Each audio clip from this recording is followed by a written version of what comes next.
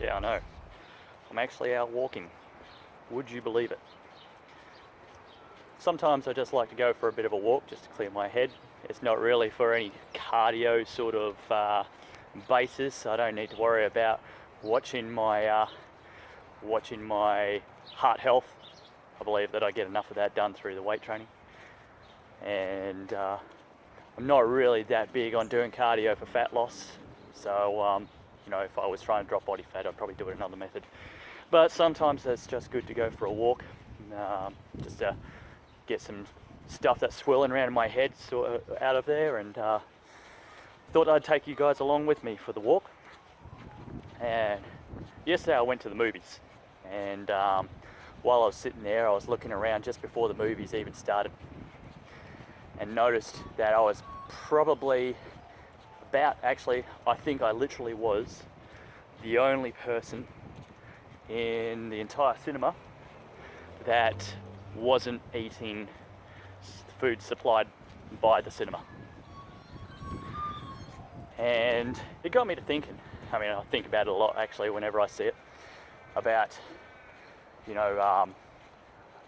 I guess it would be the awareness of what you're doing sometimes with food, and how aware are we sometimes of what we are actually putting into our mouth, and do we actually need it? Now, it's not to pull a judgment call on anyone out there who was at the movies and eating, who may have been not in as good physical shape as they could have been, if they even wanted that. But more to do with, did they stop and think about whether or not they really wanted that food? And what I mean by that is that sometimes we are caught into the habit of mindless eating based on, especially on situations. We're at a wedding, or a naming day, or at the movies, or a particular function, and food is served up, and without even thinking twice about it, because the food is there, we go for it. Did we actually like the food? Did we need the food?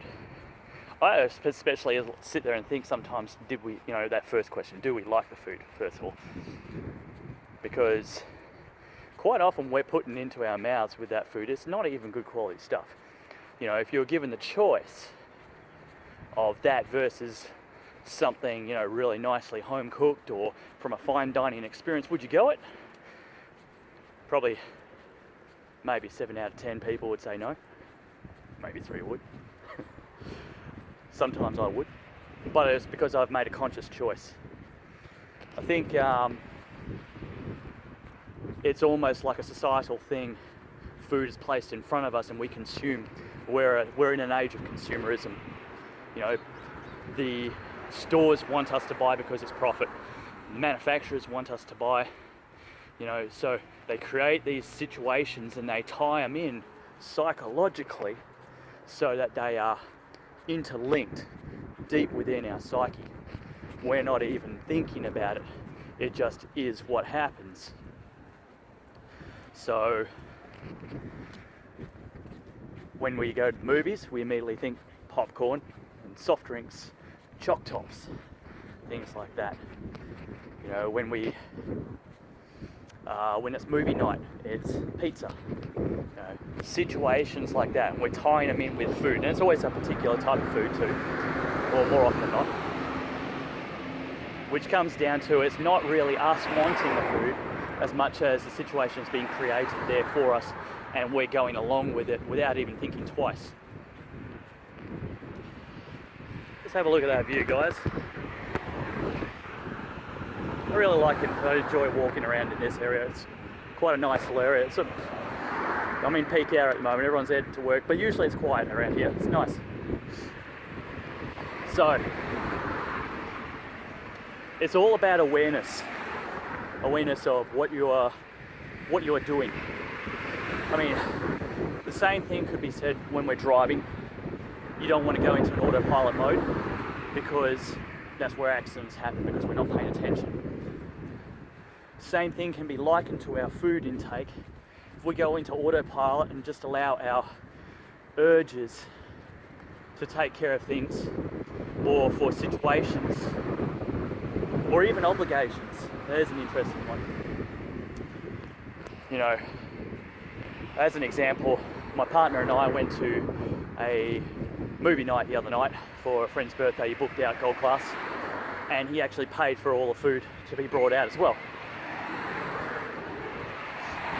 Food came out, and I really wasn't in the mood to eat. My partner said, "Oh, you know, I feel, you know, obligated because he's paid for all this food." And I'm sitting there thinking, you know what, but that's encroaching in on my value of that I didn't want to eat the food. You know, I wasn't, the food was not, you know, something really amazing where I'd sit there and go, yep, I'm going off plan for this because it's worth it. It was food that was meh, you know, and I just, I didn't feel like eating it. So I chose to minimize it. I had a bite here and, you know, a chip there, and that was about it. But I certainly didn't finish the plate, and I didn't even eat dessert. So again, it comes back to that thing of you've got to stop and consider. You've got to be aware. You know, you've got to make sure that you are in full control of what you're doing. You're not in autopilot mode.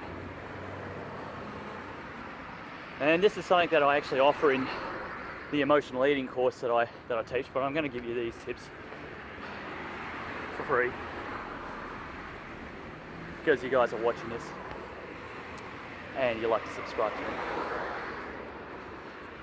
I hope you are anyway. So, there's a couple of things that you really want to come down to. Now, there's a big name in the industry, Tom Venuto, who writes, so I'm just going to jog across the road. Ha! You're actually getting me running.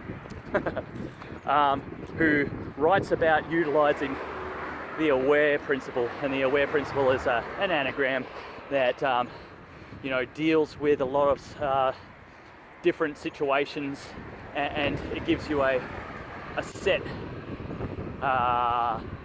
play, a set task on how to deal with the emotional eating.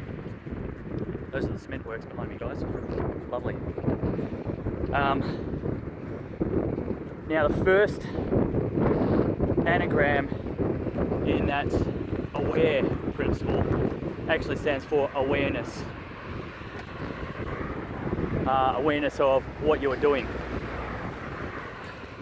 So first of all, you've actually got to know the situation, you know, what's happening. You know, you're eating food. Why are you eating the food?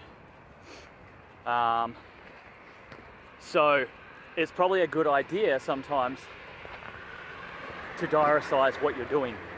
If you're having trouble with food and you find that you're losing control of your food and you want to sort things out, you're going to have to do some tasks. You're going to have to do homework, just like training your body to be able to perform tasks that you wanted to do, like doing a tumble, or doing a backflip, or leg pressing, or squatting, or whatever it is that you need to do. You need to train for it. And the same thing happens with your cognitive abilities and your control of food intake.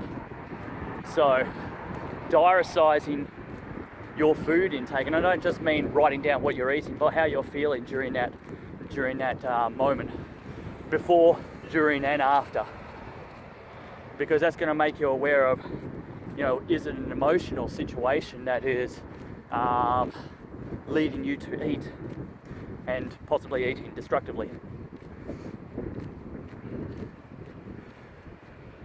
So that's probably all I'm going to give you today. Is just, you know, whenever you are sitting down in front of food, or even if you're not sitting down, if you're eating on the run, never a good idea. But I want you to actually have a stop and think about what that food is doing for you, whether you actually wanted to eat that food to begin with, you know, or is it that you were making a choice because the food was just in front of you and it was easy? Have a think about that, guys. We should always be aware of what we're doing to ourselves. And that way you haven't got any excuses. Not that being unaware of and doing mindless eating is actually a good excuse anyway. All right, I'm going to keep on going for my walk. But tell me what you think of this video, guys, and if you want to learn more about the emotional eating side of things, or whether you want to just get back to the hard training stuff. And make sure you subscribe to my YouTube channel and keep an eye out for more videos. I'm going to try and do a few more of these, especially I'm going to bring you along for a walk every so often with me. I need some company. And I'll catch you later.